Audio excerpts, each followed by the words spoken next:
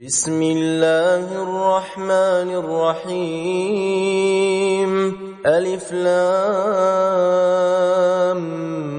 ميم ذلك الكتاب لا ريب فيه هدى للمتقين الذين يؤمنون بالغيب ويقيمون الصلاة ومما رزقناهم ينفقون والذين يؤمنون بما أنزل إليك وما أنزل من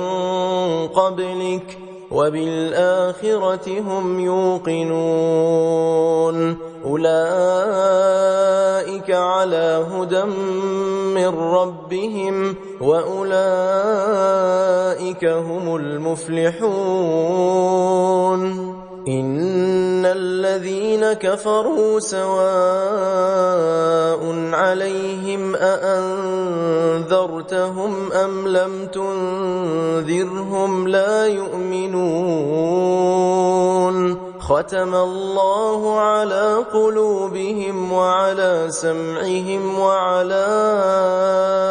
أبصارهم غشاوة ولهم عذاب عظيم